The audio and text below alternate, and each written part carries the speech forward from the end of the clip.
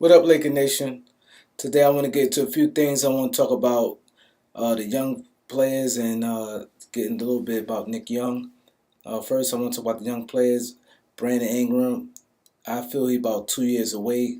I didn't realize he was so weak. I thought all the reports I was hearing that he's physically strong, but he's just skinny.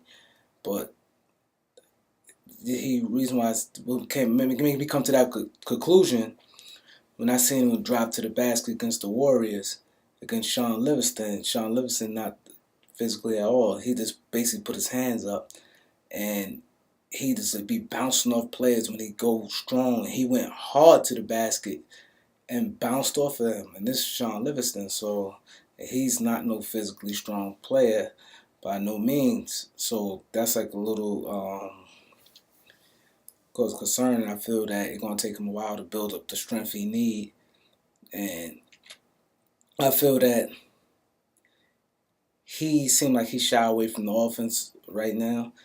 He's not being aggressive. He'd take like an outside shot, but it seemed like he don't go to the ball and look for his offense.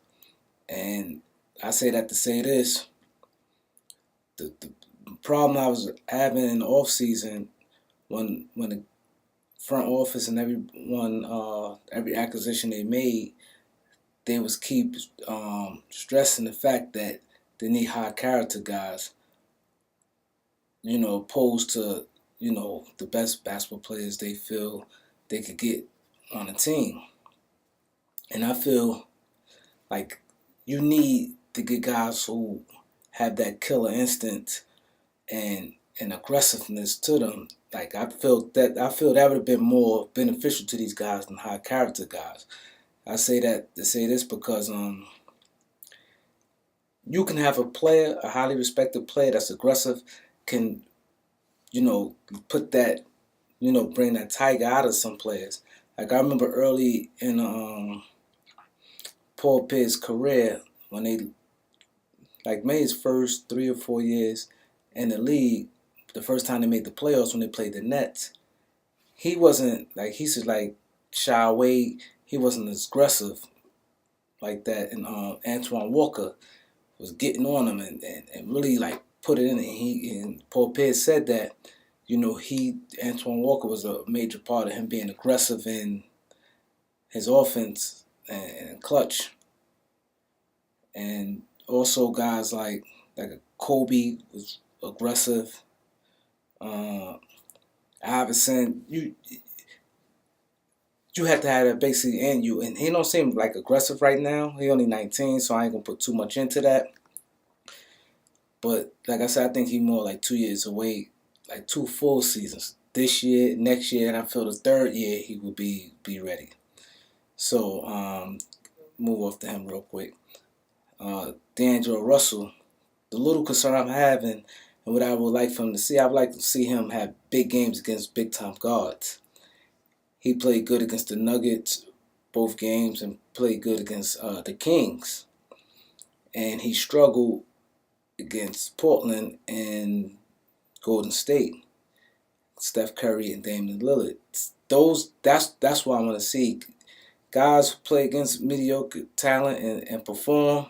Yeah, it's good, young player, but I really want him to see him have them breakout games against those guys, bring it to them. And that's the same thing what I'm saying, like far as having a gorilla, more of a guy who got that little edge, that aggressiveness with him, would have been on our team, tell him, yo, go at them. D'Angelo, go at them, like be in his ear, like go right back at them.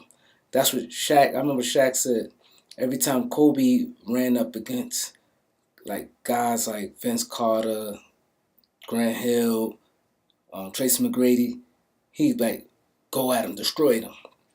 And that's what you need, someone aggressive when you playing against big time talent and it's like a marquee matchup. Go at them, let's bust their ass. You kind of need that. You need that type of guy. I think that's more than uh, a high character guy. Guys who aggressive and get these guys ready and step up to the challenge. I feel with Damian Lillard, he didn't step up. He shied the way he was off, But my thing is, if he seemed like he not making his jump shots, it seemed like he ain't really gonna score too much because he don't really drive to the basket much. And that's why I was saying when the offseason, I said the Lakers should get a guy like Ty Lawson. Because Ty Lawson, the way this team is out looking, when they play against good defensive teams, I feel they could struggle because they not no great outside shooters and they're not going to get that many open shots. When you have a penetrating point guard, that's why I said a guy like Ty Lawson, you got D'Angelo Russell already, a backup like Ty Lawson, he constantly driving. He get all the way to the basket, he penetrates, he kick out, and get guys open shots.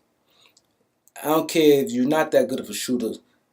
You keep giving guys a lot of open shots in the NBA, that's a good thing. That's what Golden State, they get easy baskets. They get layups and they get wide open shots. And that's what you need in this league. You can't have so many contesting shots, going to the basket and outside shots and think you're going to be successful. Like I said, this preseason, we scoring 100-something points a game, but you have to look at when pressure come, I don't see what we scoring. We don't have no low post score. We could dump it down the basket. Somebody could give us 2 points. We don't have that. And so that's why I said someone like that, like a Ty Lawson, he could penetrate deep and get open shots instead of someone like Calderon. Because Calderon will do basically the same thing Russell do, like basically stay on the outside, get most of his shots from the outside. He don't really drive to the basket much, things like that. But I feel that the Lakers blew their chance with Michael Carter Williams. They got him for Tony Snell. I think we could have made that deal with Lou Williams. And Michael Carter Williams would have been important to this team because I say he is one of the tallest point guards in the league, legit point guards. Giannis Antetokounmpo is not a point guard, but he like the second tallest point guard behind like Sean Livingston. Sean Livingston is a role player. He's a guy basically right now like a 22-minute guy a game. So that's why I said I think Carter Williams would have been perfect to put him next to Russell because he could defend the two guards. He played defense and Russell could have played off the ball some. They could have like rotated. And when you have anytime you get a guy, a big point guard or big two guard or something that is not that many in the league, you got to jump and make that deal.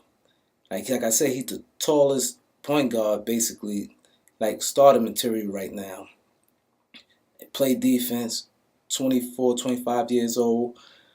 It would have been perfect for this team. Been in the league a few years already. It would have been perfect. You're not going to find that many guys like that. Right now, like going to be him and he don't get post up when he defending the two guards. Right now, you can't have him and Calderon in the backcourt. You can't have him and Lou Williams. Lou Williams only 6'1". And Clarkson, he seems like he playing pretty much good defense right now, like trying. But guys still going to go on the post on him. Like when he play against, DeRozan, like I said, even guys like a Flalo, guys going to run Carl Clarkson on the post.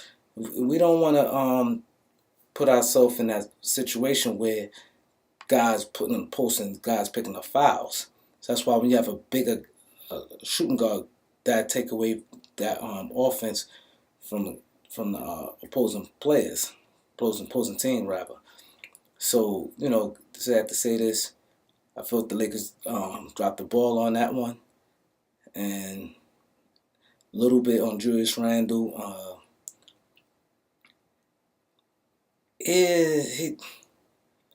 I like Julius Randle, but it seems like everything's so hard for him.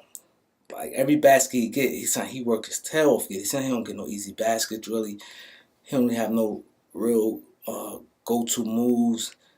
He still play at that one speed. I like him, but I'm gonna stay tuned and keep watching him, see what happens before I give a total my total opinion on him.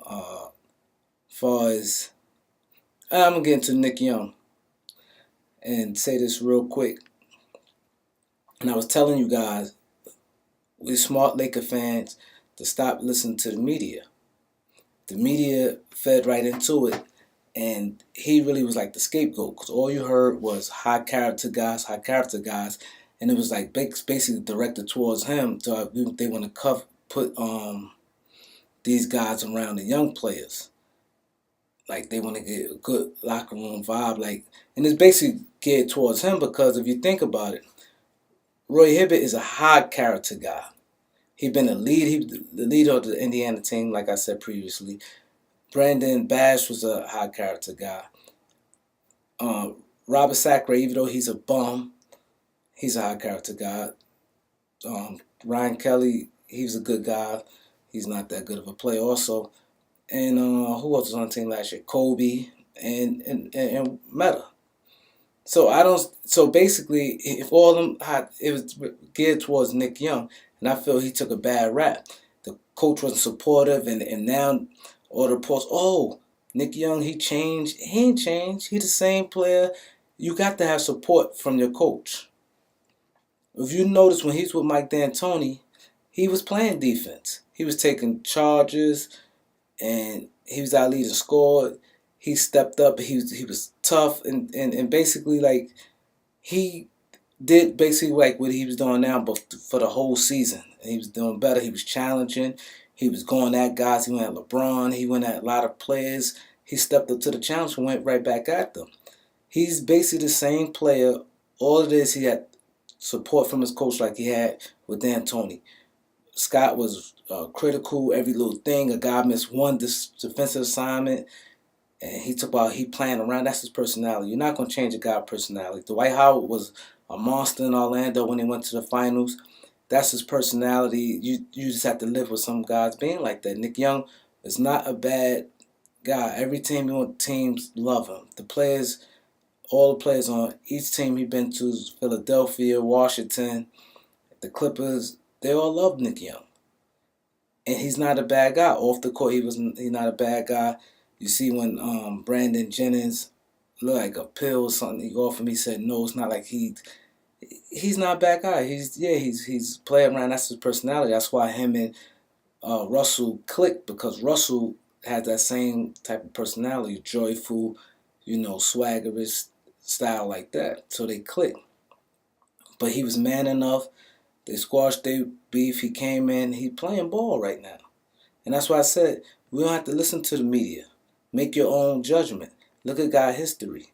The guy's was never a bad guy, and they try to make it sound like he was poison to the team. He's basically the same player he is. And you have to play to a player's strength. So basically I get back to you guys.